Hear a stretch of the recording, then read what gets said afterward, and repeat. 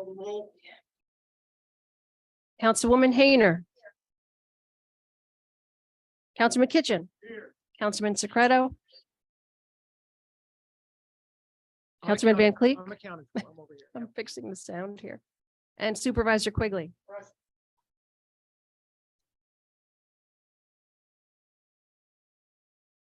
I had to turn off the food. Gonna put us all to sleep.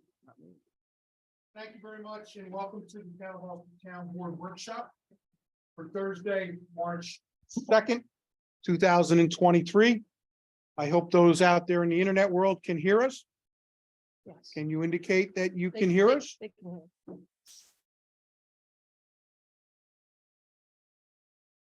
Sue said we're good. Facebook is good. Facebook is good. Okay, how about those on Zoom? Okay. Are there any additions or changes to the agenda? Just the Easter egg. Okay, you have a rec announcement at the end. I'm going to ask the attendees for the Association of Towns meeting to give an update at the end as to their experience. And I have distributed for presentation only 2 out-of-district sewer agreements that will be added at the end. Public discussion on agenda items? Anyone here? Mr. Obujeski?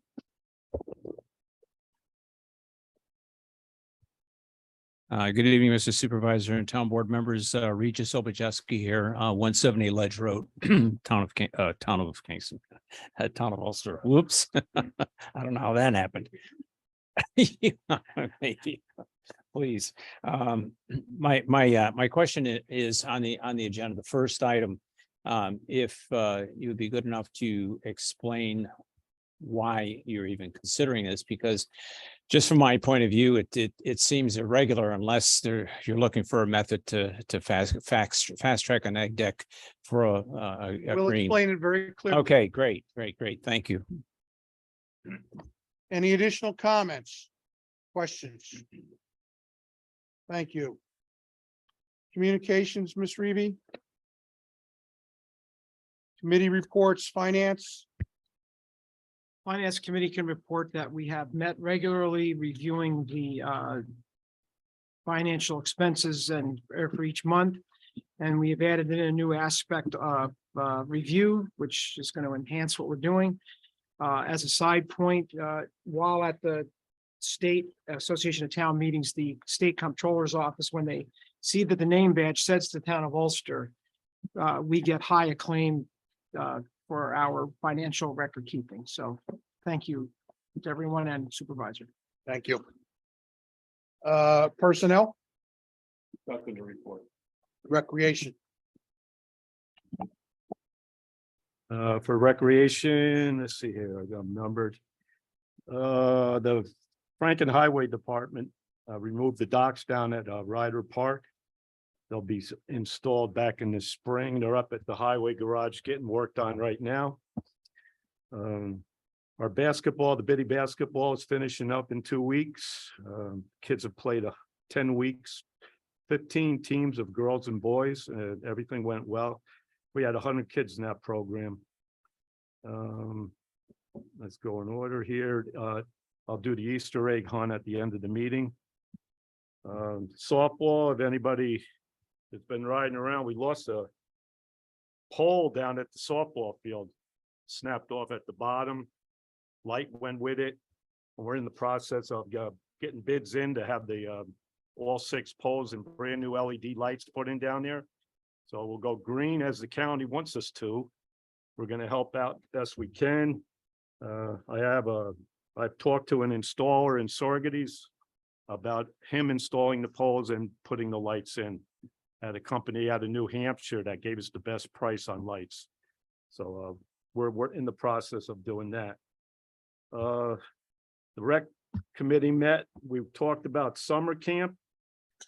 I'm not going to mention how many kids we'd have or would like to have. It all depends on how many kids 16 and older sign up to be counselors. Last year, I only had 8 applications that came in. We had 43 kids at camp. County actually wants us to have a certain amount of kids per counselor, so we just made it last year with the 8 counselors. But soon as we, I think we had 3 or 4 that had already signed up to be counselors.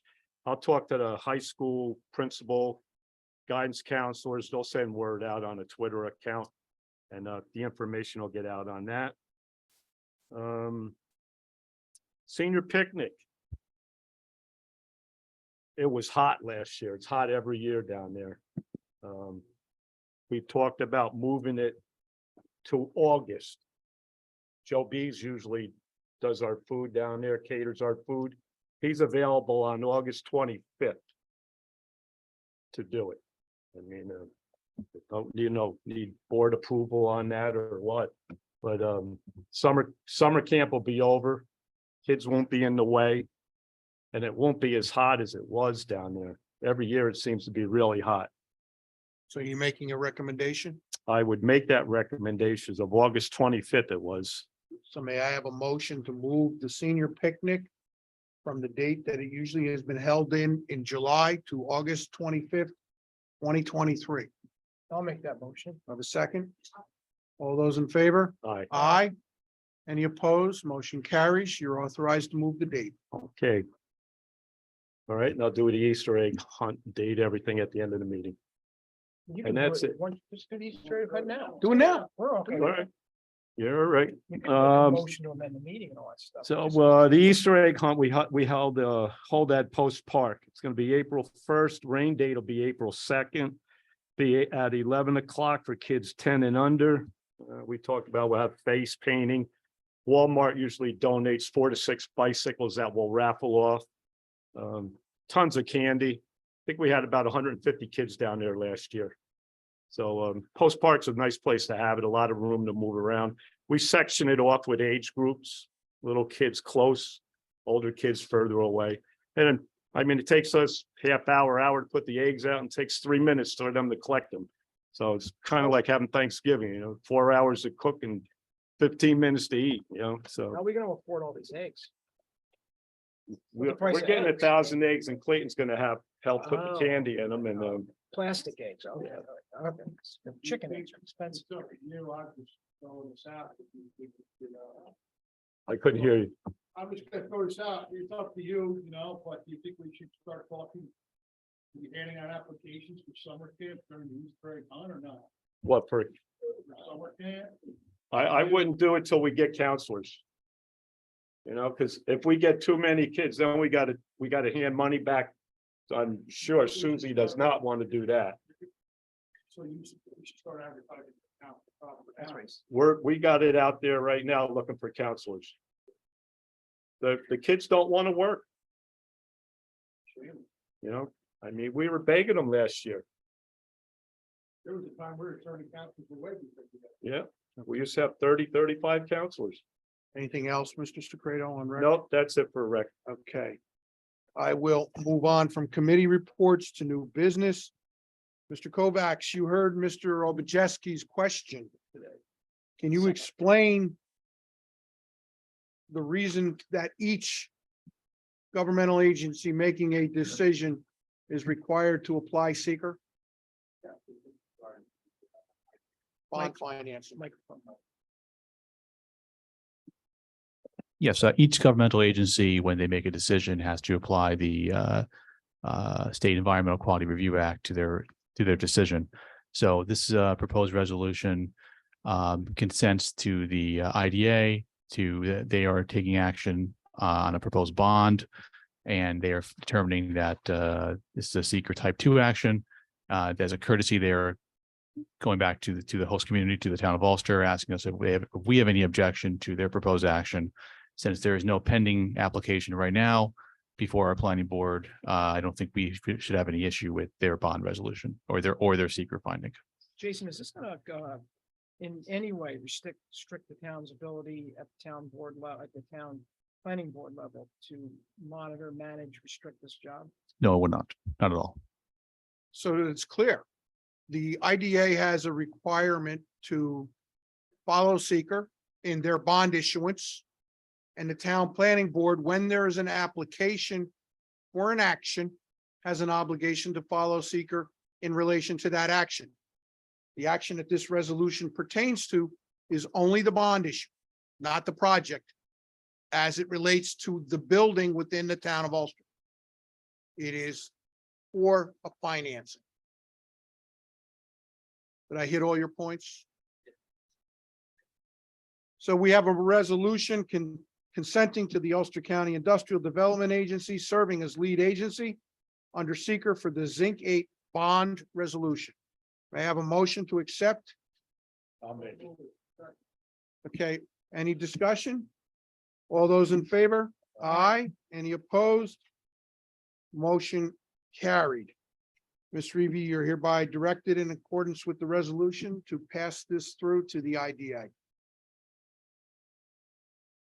The next item is an action in relation to the tax collection function. Could you explain what we're doing here, Ms. Reevy?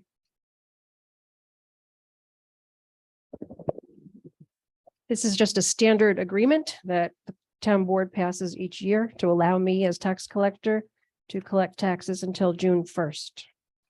And the agreement requires the consent of the Commissioner of Finance. Yes. Of Ulster County. Yep, the first, the town board, the supervisor signs it here. We pass it along to the Department of Finance for the signature there. So may I have a motion authorizing the supervisor to sign the application? I have a move. Do I have a second? Any discussion? All those in favor? Aye. Any opposed? Motion carries. Chief Berardi, the next item is yours. Motion to hire a full-time permanent police officer for Ulster County Civil Service List. This position is a fill officer that resigned in February of this year to move to the state of Florida. Did I? Okay, Mr. Secreto as a personnel chairman. The employee's name, new hire would be Dakota R. Wagner. Permanent full-time police officer. Department would be police, comes out of the general fund. It's a full-time position, non-competitive. It's a union position with the PBA. He's covered with the health insurance. He's a step 2, wage $26.77. Start date March 2nd, 2023, and it comes at the request of Chief Berardi, and I ask for a motion to hire Dakota R. Wagner tonight. Second, any discussion? If I could, please, one of the things I think is positive about this is the third officer we're now bringing in from part-time status. Because of this concern we've had, we've been trying, we've worked to try to get part-time people in so that when this happens, we're got somewhat trained, they're very well-trained people, moving right into action. It's just a transition from part-time hours to full-time So hours. there's no difference. They're uniformed, licensed officers. Yes, he gets assigned a shift and he gets allocated, Yeah. 5 work. And it gives us time to look at these people and see if they're working well too. And majority of the part-timers we hire know that obviously it's, I would say it's a trial period. Should they do well and they score well enough on a civil service exam, when an opportunity comes about, we'll hire them full-time. Just to give a little plug right now, I'm in need of part-time officers, so I'm anybody, I'm busy. anybody knowing anybody who's willing to want to embark on the law enforcement profession, please come see me. I could, yeah. I have Okay. extra time. All those in favor? Aye. Aye. Any opposed? Just don't go anywhere. I'm moving on the agenda so that Chief Berardi can stay at the podium for now. Lower down under new business is a discussion on the ongoing issues with the Ford Police Interceptor utility hybrids. The town of Ulster made a decision in 2019 to try to adjust its carbon footprint as it relates to our largest user of petroleum products in the general fund, that is the police patrol fleet. We purchased 2 hybrids in December of 2019, and we purchased 2 hybrids in December of 2020. Would you give your report on the performance of those, please? Late last year, late August and then into December, the 2020s experienced, both, they came off the same line, experienced transmission failures. Both of the transmissions had to be replaced. Ford technicians stated it was a hybrid unit that went bad on them. They've been seeing that in hybrid patrol vehicles. The 2021s that we still have not experienced that, although they're about 20,000 miles short of the 50,000 mile range where the other two had experienced the failures. We also experienced recalls in all drive shafts on the hybrid units. One of them created damage to one of the drive shafts when the officer was responding to a call. That had to be replaced as well, as they haven't sustained any loss in revenue utilizing our budget to support the fixing of those vehicles. They have been down for quite an extended period of time, forcing the mileage to be transposed over to the other patrol units. These 4 vehicles represent fully 1/3 of our entire police fleet, patrol fleet. We have 12 cars. Yes. 4 is 1/3. Yeah. I think we're at a point where our intentions were good, but we are now jeopardizing public safety in the community. And I open the floor for discussion. I would recommend that we, at this point, not be experimenting more with this type of vehicle until more. Up until we did purchase hybrids, the Fords seemed worthy. It I just, meant the hybrid. yes, no, and then it just, after this point, obviously the concern is the technician recommended we shouldn't have driven the one that had the recall on the bolt. Well, if we would have known there was a recall on the bolt at the time of we were driving, we would have never done it. He was responding to a call. The long-term issue is what repairs will need to be made to these vehicles going into the 70,000-80,000 mile range. 100 is our contractual replacement of vehicles. I'm not really sure if they're going to be worthy of keeping them that long. Chief, what's the warranty mileage? What's it go up to? There's standard, obviously 3-year, 36,000. The batteries have an 8-year warranty on it. There's extended 5-year warranty, I believe, on Ford police vehicles. I'm not sure what that quite covers. What's the replacement cost on the battery? I mean, 8 years is a while, but. Once they told me it was an 8-year warranty on the batteries when we bought them, I didn't ask too many questions after that because I didn't want to see the price tag. I We think, usually get 100,000 miles within 3 to 4 years. I think, I would, out for conversation, but I think we ought to consider putting these trading as we can, get rid of these cars early. And because the most recent purchases have proved to be pretty dependable vehicles, and you've been able to get a supply of some to, as you had mentioned at one point, to avoid having a whole bunch of vehicles all due at one time, but maybe not waiting until these expire mileage wise, but looking to see if there's a market to allow someone else the opportunity to experience these vehicles might be. Well, my concern is that in 2022, we purchased 3 police vehicles in emergency situations because the vehicles that we ordered in 2021 or 2022 were canceled by the manufacturer, jeopardizing our program. And then we come down to October. We bought one because we definitely needed it because we were pressing mileage, contractual mileage on an existing car. And then 2 weeks later, we went back and bought another one because we were concerned we weren't going to get them when we needed them. So my concern is we should make a plan to replace these 4 vehicles. I believe The on other thing is that it just shows that we tried. You know? Yes, I think auctioning these vehicles off right now, 2020s at 50,000 miles. I think we should be able to get a pretty decent amount of money for them on an open auction. Another police force could use them because we can't use what's in them now, the equipment. No, unfortunately, that's the problem with a lot of these vehicles is the equipment doesn't transfer from So one. wherever the car goes, the equipment's going with it. We can sell it as is. And so far, are we pleased with the current vehicles you're buying? Currently, we're buying the Dodge Durangos. The first one we bought back in 21 has 20,000 miles on it. And I haven't seen any issues with those so far. okay, so I'll make a motion that we authorize the chief of police to develop a replacement plan to replace these 4 vehicles over the next 8 months with the intent to trying to avoid a bunching up of replacing one lot of 4 vehicles in 4 years from now. I have a motion, second. All those, any discussion? No, all four.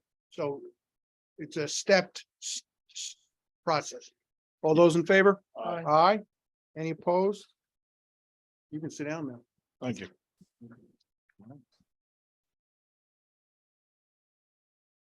We have all anxiously waited for the redevelopment of Tech City, now known as I Park, to come to fruition. And one of the problems that is in front of the town is integrating the campus into the town of Ulster's water system.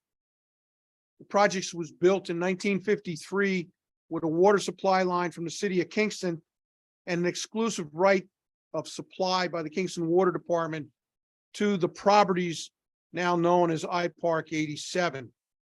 The problem with that water supply contract is that it was limited to 1,500 gallons a minute and a water pressure, I believe, in the low 30 PSI range, which is an insufficient amount of water to fight a major fire on the campus. That is why IBM put in booster pumps, jockey pumps, and an elevated water storage tank that has not had water in it for 30 years. Currently, the multi-story buildings do not have active functioning sprinkler systems in them because of the lack of water pressure. So last week when Congressman Molinaro was in my office, I learned about a community project funding program that is being run through every elected congressman and senator's office for what was formerly known as entitlements. So in the package is an application to the community project funding through Congressman Molinaro's office for the connection of the I Park 87 campus to the town of Ulster water system. And although the agenda says in the amount of $1 million, the application gives two options. One of $500,000 just to connect the fire system, and the other one, $2.1 million to connect the entire campus for domestic water and fire flows. I asked for a motion to authorize the supervisor to submit this application, and perhaps we can be lucky in this lottery and bring home some money to help move this project forward. Second. Any discussion? No. All those in favor? Aye. Any opposed? Motion carries. Mr. Petremont, the next item is the highway superintendent's. Basically, it's just a request, the commission to seek bids and pricing for several pieces of equipment, all part of our capital replacement program and our 284 approved at the last meeting. I'll make that motion. Any discussion? All those in favor? Aye. Any opposed? Motion carries. One question, though. The dump truck, the Western Star, delivery time?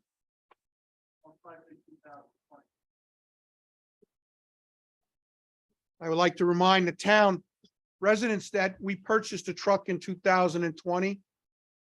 We still haven't received. We purchased two additional trucks in 21. We still haven't received those.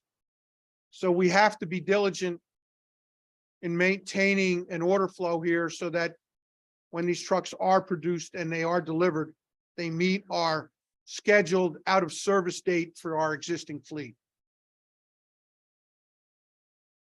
So you are authorized to go out to bid for the list. Thank you.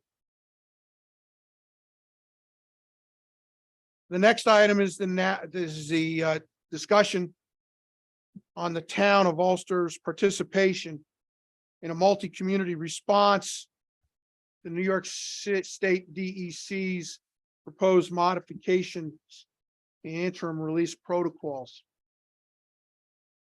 Today's Freeman has an article about the letter that was jointly sent by the towns of Hurley, Marbletown, Saugerties, Ulster, the village of Saugerties, and the city of Kingston as it relates to the proposed modifications, which would have assigned the responsibility for making decisions on releases to Ulster County.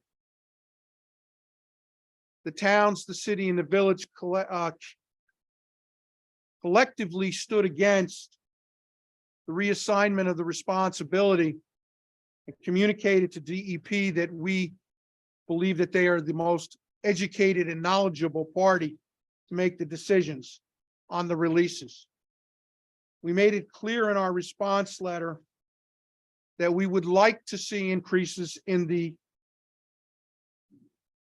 seasonal releases to 30 million gallons a day.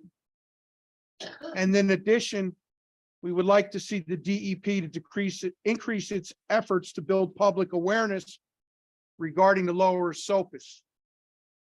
With that, I will announce tonight that the DEP has consented and agreed to hold a community forum in the town of Ulster, as they will be doing in the other communities. We're looking at scheduling a community forum in the month of May for everyone to hear the DEP and for the DEP to hear everyone else. Is there anything that the town board would like to add to that? Okay. The next item on our agenda, Mr. Secreto. This is a grant, comes from the county. It's a matching grant. I don't know if everybody remember, the county received almost $35 million. Trying to get rid of it. All the towns in the area will put their grant applications in. We'll fill ours out. There's a list of things that you can actually apply for. Ours is, we're looking at recreational facility equipment, possibly the lights at Orlando, playgrounds, things like that. Applications have to be in by April 14th. I think I read in here one page where in May they'll give an answer.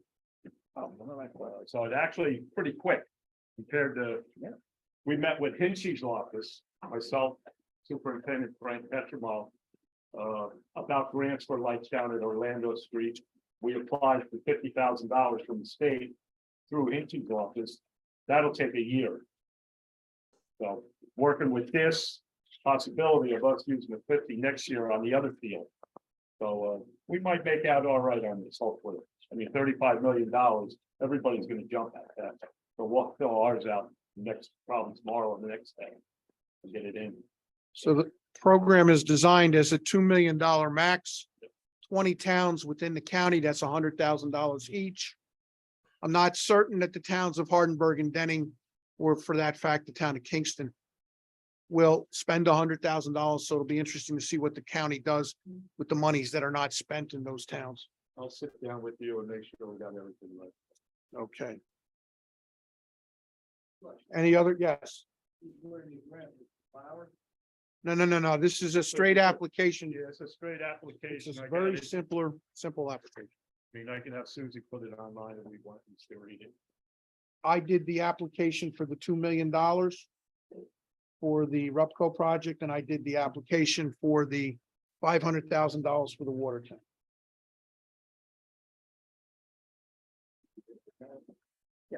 The next item is in relation to a New York NYSERDA Flexible Technical Assistance Program grant. Mr. Majori.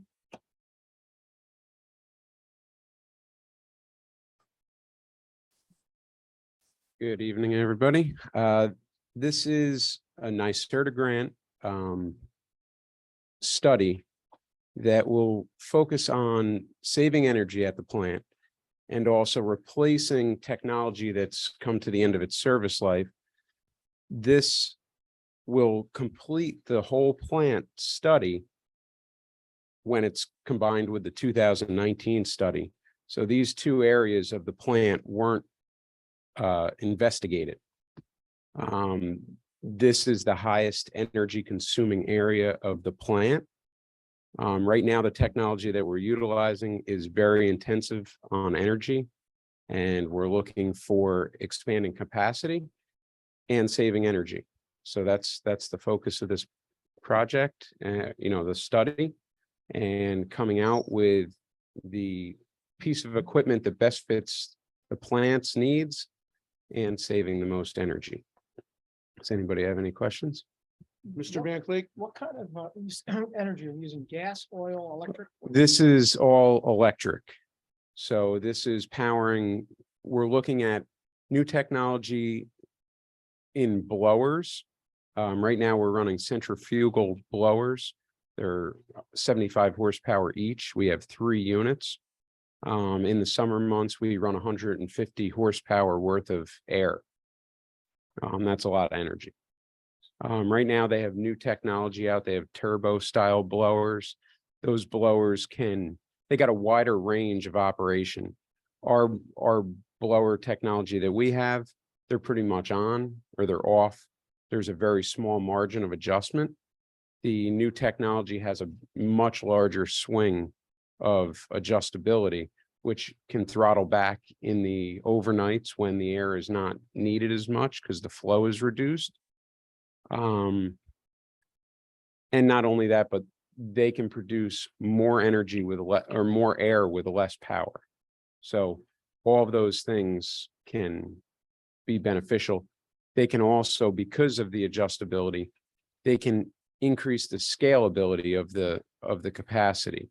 So the blowers that we put in could grow with us if the flows needed to increase. Okay, so you're not just gonna meet today's need, you're gonna make it so that. Correct. Yes. Labor friendly too, right? Wouldn't be as much labor involved. Yeah, all the blower units are pretty resilient. They don't go down much and they're not very intensive on labor. The secondary process that we currently have, that pretty much runs itself as well. It's not super energy intensive on manpower, just on actual electric energy. This secondary technology has been in place since '99 and has, per the manufacturers, we're like the last plant running with this technology. There weren't many, there was only a handful throughout the country, and we're like the last one known about. It's a very effective technology. It's just very energy hungry. So we're looking to expand capacity, save energy. Any additional discussion? Did they give you an idea as to how long this study would take? This study should be fairly quick. We should have a proposal for equipment and a game plan, I would guess by summertime. So would you project this to be a 2024 Yes, capital project or a 2025? 2024. All right. May I have a motion to authorize the submittal? Yes. Any further discussion? All those in favor? Aye. Thank you. Motion carries. Thank you. Mr. Secreto, summer camp. I talked about that in the rec committee report. Okay, Nothing else. nothing to add? Okay, I'll take the next all one. right. Ryder Park Boat Launch. We'll be staffing down there when Frankie puts the docks back in early spring. We had a good worker down there last year. I'll double check to see if he put his application in to work again. It's cashless down there. We use the scanning card. We use credit cards. We don't take any money down there. It worked out really well down there last year. Good worker. But like I said, I'll double check, make sure he has his application in. If not, we'll put it out there online that we're looking for part-time help, which is hard to find. A lot of people, $16, $17 an hour don't want to work, even for the summer. So I'll put that out there. Okay. The next any other comment? No. The next item is a discussion on converting the vacant lot at Fording Place Road and Costanzi Drive to a parking lot.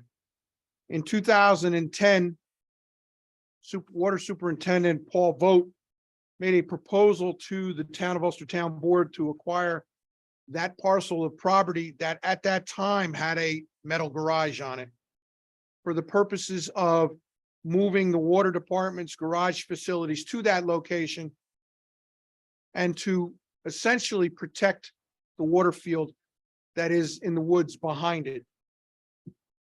In May of last year, this town board agreed we hadn't seen much progress in the conversion or renovation of the building. We agreed to surplus the steel structure and tear it down, thus leaving a vacant lot.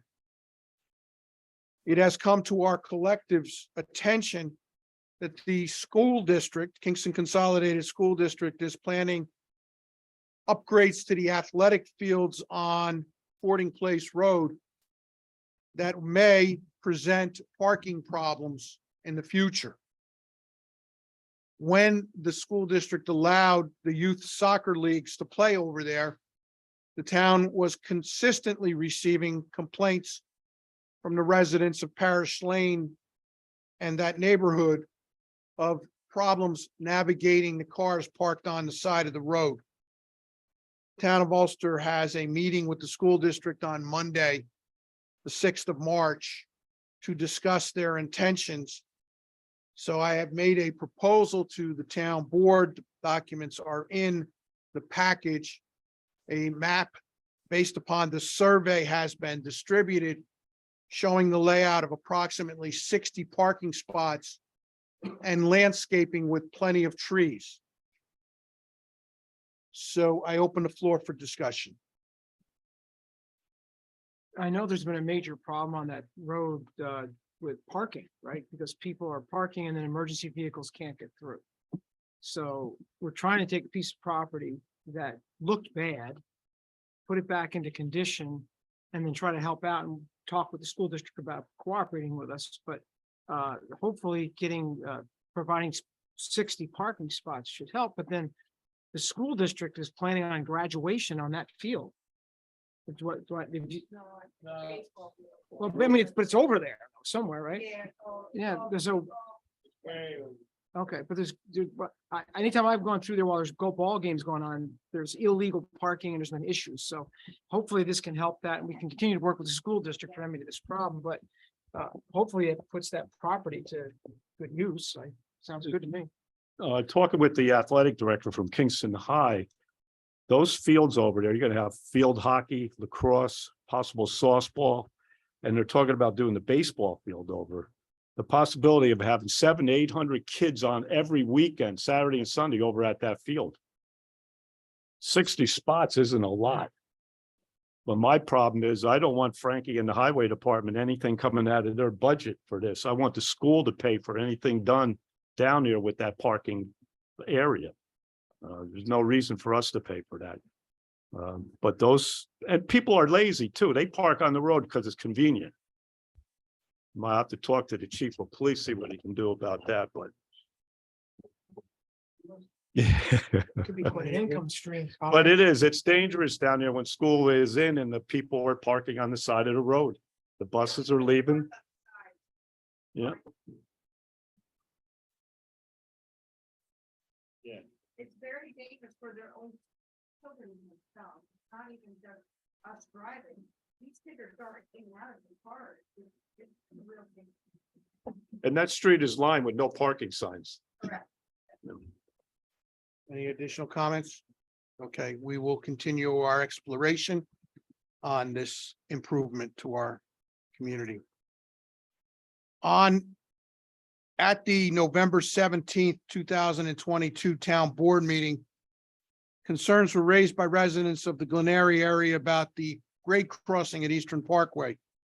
We distributed the 2006 quiet zone study and agreed that we would contact the engineering firm that did that study to see what it would cost for an update. And I'm here tonight to report on the issues related to that. The proposal is in the package. It's on the internet under our meetings materials. RL Banks proposed to update the study for $16,000 and gave me a ballpark price of $500,000 to $600,000 for converting that crossing to a quiet zone. The problem is, in that discussion, they alerted me to the fact that the Federal Railway Administration's grant program has a minimum grant of $1 million. So that crossing on its own would not qualify even for an application. At that point, I contacted Mayor Noble in the city of Kingston, had a meeting with him and said, would you be willing to restudy the joint study from 2006 that was undertaken to see if we could put in a collective grant application? He was receptive to that idea. When Congressman Molinaro showed up last Wednesday, I received a commitment from Congressman Molinaro that he would write a letter of support to the Federal Railway Administration for a grant, a collective grant from the city of Kingston and the town of Ulster for a larger project. That being said, I went back to Mayor Noble and said it was his responsibility to talk to Congressman Ryan. All transportation improvement programs must be run through the Ulster County Transportation Council. The technical committee met this morning at 10 o'clock. The topic was on the agenda. Dennis Doyle, the executive director of the council, said that he believes that he can get the council to pay for an updated study underneath an existing contract of railway safety improvements that is being conducted on all the railroads in Ulster County. That being said, he did reinforce that the grant program that we are trying to focus on is not necessarily a quiet zone program, but a safety improvement program, which means the Federal Railway Administration is focused on elimination of grade crossings and elimination of pedestrian problems. So that is my update to the Glen Eyrie community on this issue. We are diligently proceeding to pursue this. We will keep you advised as we move along. Question? Question? One thing you told us, and I think we all need to be aware that under all these regulations, look, it's a quiet zone. We can have a quiet zone built. The railroad can build a quiet zone, but it's up to the engineer's discretion whether he blows the whistle or not. There's no regulation against blowing the whistle. So we need to understand that all this work could be done. And they cannot make at this point, they cannot make a rule that stops the engineer from blowing the whistle. However, we will continue to look into that, but that was information that I didn't know. I thought a quiet zone was a quiet zone, but it's at the engineer's discretion. Any other comments? Shortly after the derailment in West Palestine, Ohio, on the North Fork Southern Railway, my office was contacted by citizens within the town of Ulster asking what preparedness the town of Ulster has in case of a similar incident. I spoke to my fellow supervisors in Ulster County, that being the supervisor of the town of Saugerties, the village mayor, town of Esopus, Mayor Noble in the city of Kingston, the town of Lloyd and the town of Marlborough, about issues because we are the host communities to the CSX West Shore Railroad. We all shared the same concerns about safety on the railway in relation to derailments. I then went to Ulster Hose, number 5, and was informed that there are existing response plans in place in case of an incident on the railroad. They said that those response plans are coordinated with the New York State Office of Emergency Management through the Ulster County Emergency Management Office.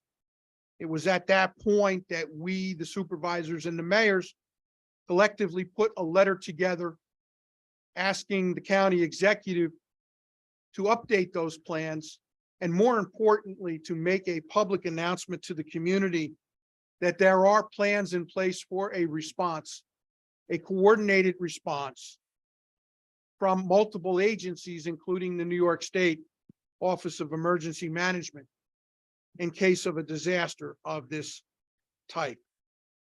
New York State Emergency Management, after a derailment in 2015, was ordered by Governor Cuomo to buy a series of response trailers that contained firefighting foam and other materials to put out a fire, and they were pre-positioned around the state. The city of Kingston also purchased a similar trailer. So in the discussion of the response plan, Ulster Hose and the city of Kingston would respond immediately, which would trigger the relocation of the trailers around the state to a staging area closer to our community in case of an immediate need. And when those trailers were deployed, trailers from further away would be moved into that same deployment staging area so that to be a constant stream of resupply in case of an incident. I want it to be known that in the United States Senate yesterday, there was a bipartisan bill introduced in with several items that related to railroad safety, including a provision requiring the railroads to pre-notify the communities, mainly the emergency management and the emergency services, of the contents of the trains moving through their community so that they could be prepared in case of an incident. I also was educated on the fact that there is an app that every firefighter has that shows when you approach a car that has hazardous material on it, there's a placard on the side. All they have to do is put their phone up to that placard, and directions on how to respond to the materials within that car comes up on their phone. So that is my response to the community's request as to how we are prepared. Any questions from the board? They just need to remember that these trains are going through towns, but they're also, it's the river line, they call it. It's right next to the river. So if something does happen, the water's in trouble too. You know, I mean, I've worked from Selkirk on the railroad all the way down to Elizabeth, New Jersey. And there's a lot that can happen in between the waterways there. So. Moving to the last two items under new business, both items are in relation to the Town of Ulster, Washington Avenue sewer agreement with the city of Kingston for the processing of sewer waste. This modification is required by the change from commercial to residential of a user, i.e. Rupco, in the Washington Avenue Sewer District. It allows a lower premium. The city of Kingston has consented to a lower premium for serving the sewage coming out of residential consumers in that district, which will benefit Rupco. And the second item is a presentation of a resolution authorizing the supervisor to sign that agreement.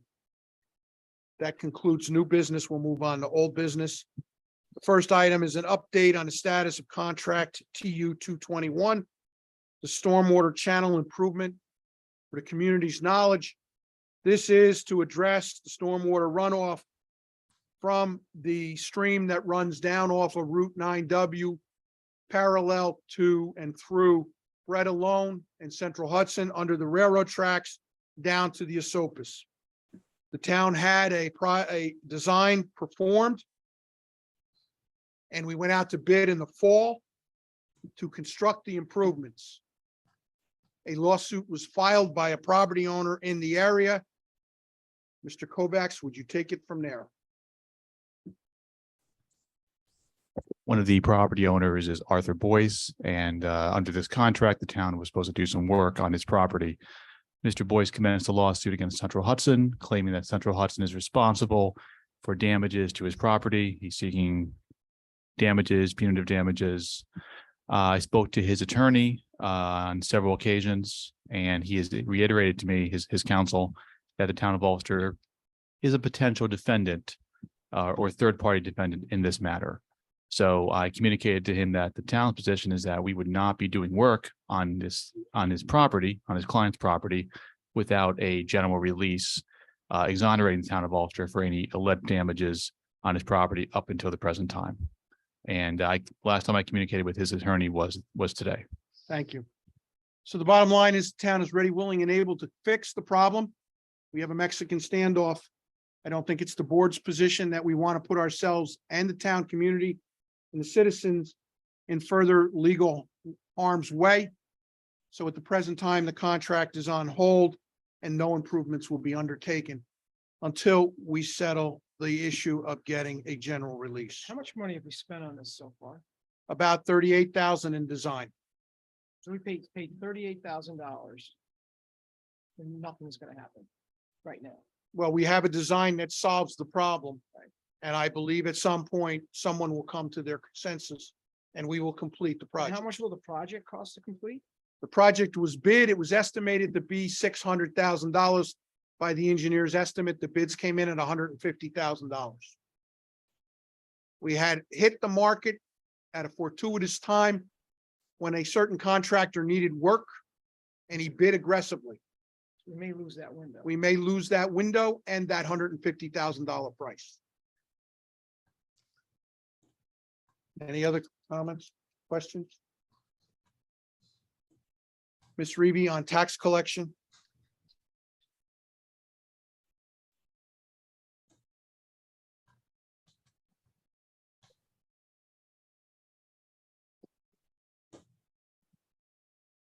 Tax collection. Tax collection is still underway. As you know, we collect until June 1st, as with the tax warrant extension that the town board passed tonight.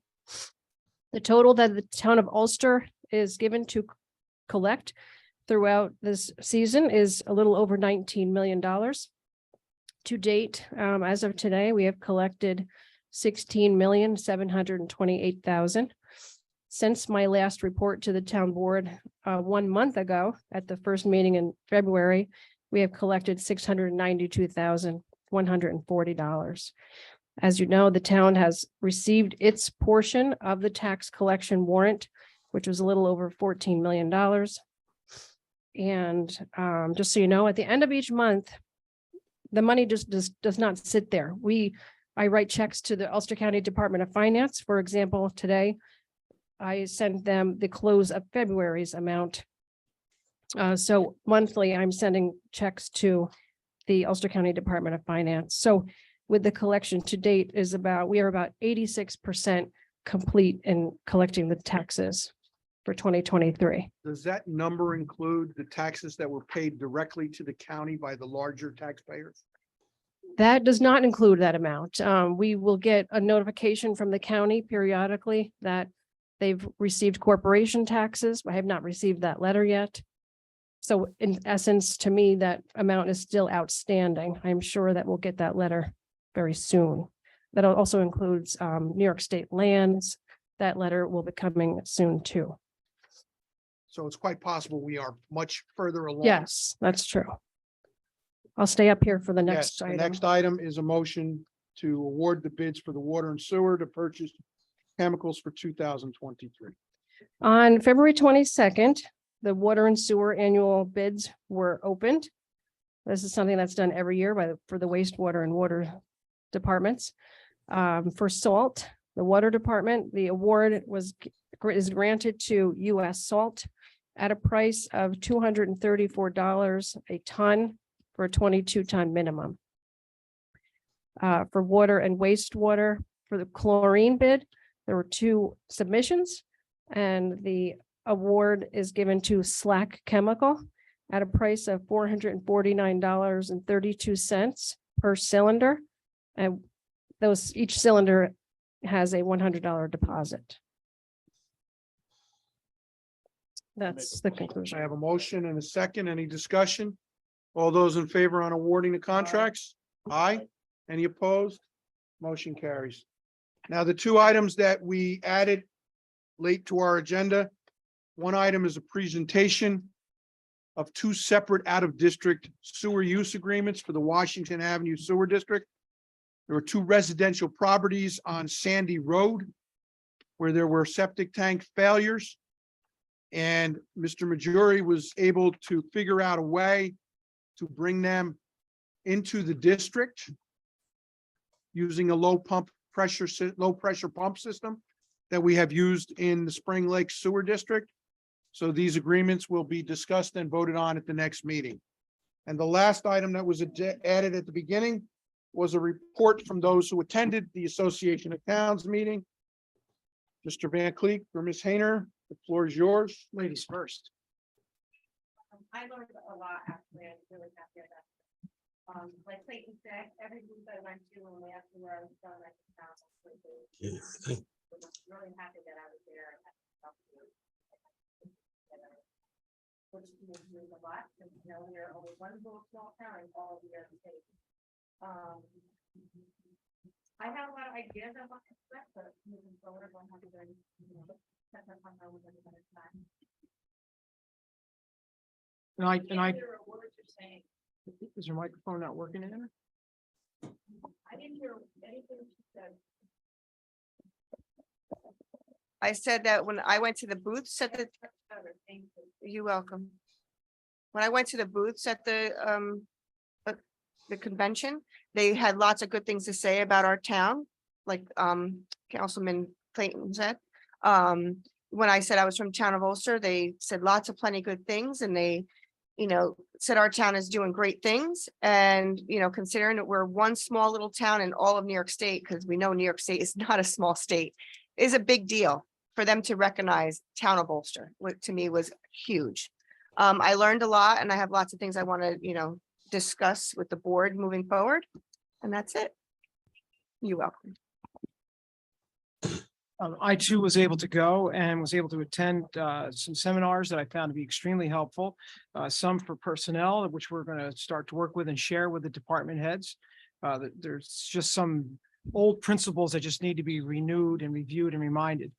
The state comptroller's office, Elliot Auerbach, a local guy, is a deputy, and he met with all of us. You know, we're supposed to be at a cocktail hour. We ended up talking for an hour with Elliot Auerbach about things in our town.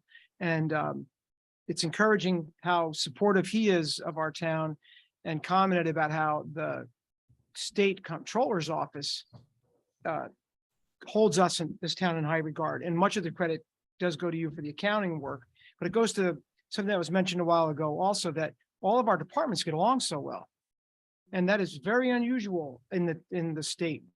We take it for granted here, but that the town departments, water, sewer, highway, police, tax, building department, they all get along, and which is I guess unusual. Two things came up that were outstanding to me, listening to DiNapoli talk, and then listening to who's the state comptroller, and then Letitia James talk, who is the state attorney general. They are both very concerned about the governor's office's attempt to cut into home rule. They're trying to use good faith reasons, saying to help with affordable housing or to help with energy efficiency. But the problem is they're flirting heavily with trying to come in and say, we say you need apartments there, put them there, and it would thwart our building department, our zoning and planning board's authority. We would lose that. They're trying to say that because of an energy reason, they could come in and tell us what goes on over here, when they shouldn't be able to do that. Many decades ago, home rule was strongly defended in the state, which means that our town planning boards and our town boards, and which is our community, has control. They're trying to say that for the benefit of the state as a whole, they're going to come in and tell us what to do. And they would become like the state education department. We can't tell them anything that goes on at the Miller School property because that's state education department. So having the comptroller and the state attorney general both complain about the same thing seemed to be, made my ears perk up that they're all complaining about the same thing. Otherwise, that was probably some other classes. I probably learned something else that I hope I haven't forgotten yet. So I took a lot of notes. You will see two changes in the monthly supervisor's report that was called to my attention. That Mr. Van Cleek had a conversation with a member of the controller's office on an emerging topic. This is not a topic that they have made any pronouncements on, but it is a topic that they are thinking of making a pronouncement on. So we're going to fix it before they can even think about it. And we're going to add those sections to our monthly supervisor's report. In addition, Senator Schumer made an appearance via videotape. Letitia James and Tom DiNapoli were both on the main stages. making keynote speeches during lunch and breakfast, I believe. All three individuals recognized the town of Ulster Yes, they did. for iPark 87 and the redevelopment opportunities that exist there. So I think our community has a lot to be proud of by the attention, the good attention, and the good accolades that we have received. Any additional comments about AOT? Sue, did you have something? Ms. Reevy? It was beneficial time for the three of us to be able to do that. Thank you. So for the record, Councilman Van Cleek, Councilwoman Hayner, and Town Clerk Suzanne Reevy attended the educational sessions, and I did receive reports that they were beneficial to all of them. With that, that concludes tonight's agenda. I will open the floor to anyone who has any comments that they wish to make to the town board. Ms. Saunders, I know we've gotten your letter. Please read it into the record. I'll Nate, I won't read the whole thing. Well, first off, I'd like to thank you for the quiet zone development. I think that's awesome, and I'm really excited to see what happens with that. I appreciate you following that up. That will make our lives a lot better. Either if they don't blow the horn as much, we'll take it. That's another hour of sleep. Number two, thank you again for signing the letter for the Ashokan, the letter, the municipality letter. I think that's really important that we show unified front, that we shouldn't be at the effect of these releases. So I'm also excited to see what happens with that. So thank you for that. I did on Supervisor Quigley's invitation, put a letter together regarding clear cutting and a tree for tree rule. I'm not sure if all of you have read the letter. I'll just sort of summate it, but basically, I'm a novice in sustainability matters, so I will defer to the municipalities which have made positive efforts on this behalf, including the town of Woodstock. So basically, the town of Woodstock in 2007 faced a rash of clear cutting events on both private and public lands. And as a result, they enacted a tree preservation law, clear cutting fines and permits, taking into account, okay, Mr. Kitchen, taking into account, because I know last time you had a problem with utilities taking down trees, and it seems like you were, okay. Okay. So basically, Woodstock instituted this rule, taking into account utility safety, and other towns within the state of New York have instituted such laws. I would propose taking this legislation further. Those laws seek to minimize deforestation, but they don't do anything to reforest the percentage. So Mr. Quigley quoted 40% of Ulster County is forested. Every tree we take down, that percentage goes down. So this legislation would take that even further in either asking for voluntary carbon offsets or investing in the voluntary carbon market. It could be big business for town of Ulster. And I've listed 5 different ways that the town of Ulster can profit from investing in having this particular rule. So to just summarize, profit and preservation are not mutually exclusive. And I think legislation like this would establish the town of Ulster as a leader and a groundbreaker in protecting the amount of forest that we have left and changing mindsets in terms of necessity for taking down old growth trees, which can prevent or which can help with offsetting any kind of wildfires that come through the area. Clearly, you've all read the letter, but I wanted to just summate for the public what I'm proposing, which is a tree for tree rule and a voluntary carbon offset resolution. Okay, so that's that. And then a couple things on the agenda. As far as the parking lot, I looked up that on Costanza, I looked up that property. And if it's clear cut, that's fine, but it's dangerously close to the Esopus. So I would just ask, if you are going to convert it into a parking lot, that you look at other materials that would minimize the runoff other than just asphalt. We do not intend on using asphalt. Great. Okay, that's perfect. And then another agenda item as far as the recreational grant and the CSX issues. And I prepared. Sorry, here we go. At the last meeting, you had declined to respond to the Esopus Neighbors letter from May of 2022, 11 months ago. But we recognize that, you're addressing the Ashokan releases, which was one of the items on our letter. But we also, request that you also fight for more flood protection going forward. So, I hope that that stays at the forefront.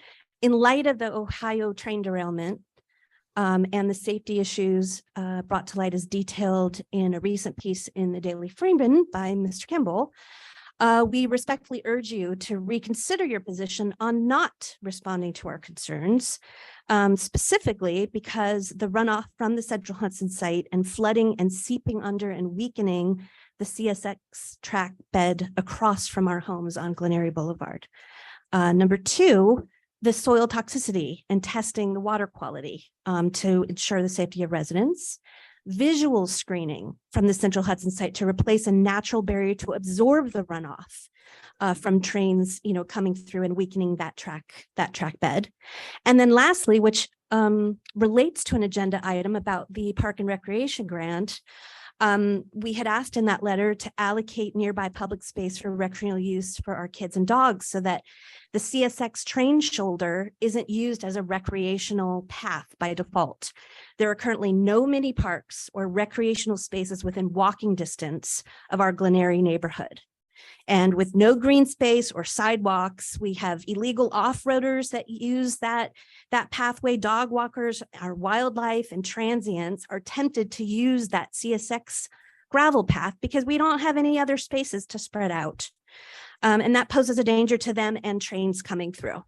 So I would just ask, to relate that back to the Ohio derailment, as well as some of the agenda items in keeping our neighborhood in mind, and would still love a response to our letter based on relevant items in the news. Thank you. We'll take that under advisement. Any additional public comment? Ms. Hartman?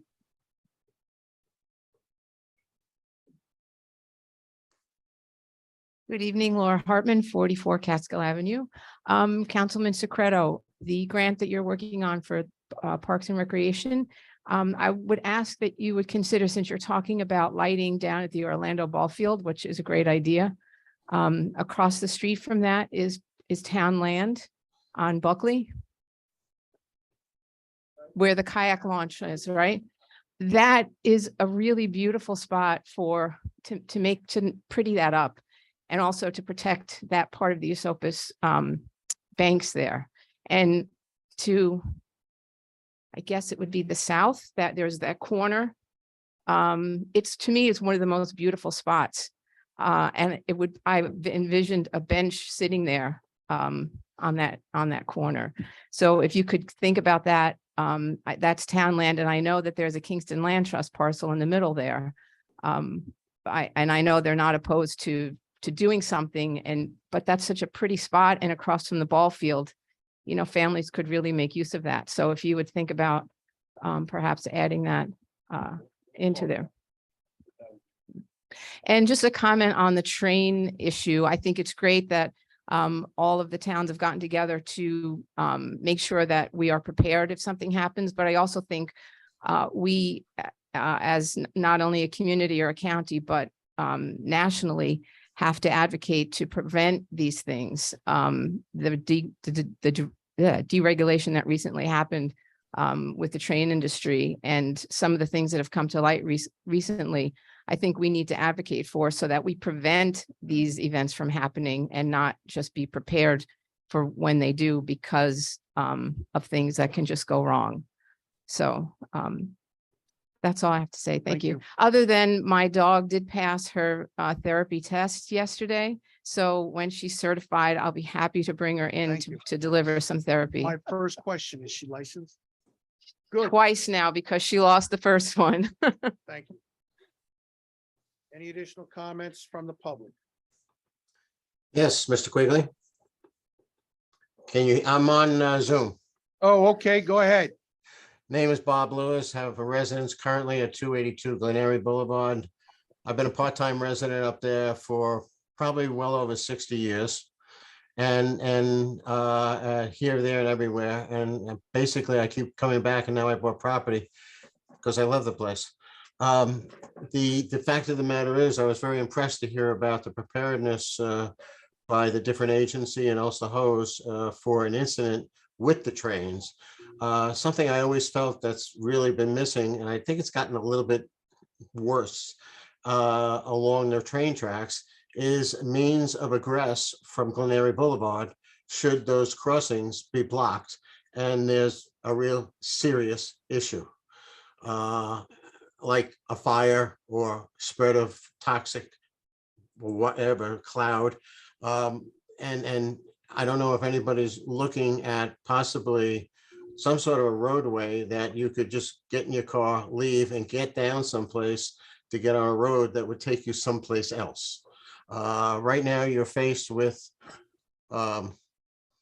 swimming across the creek or whatever, I don't know.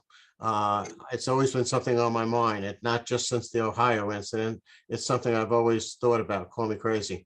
You won't be the first. And it's just one of those things. Somebody could consider looking into that and see if anything could be done for a roadway that could be used as emergency egress in an event. Thank you. Thank you.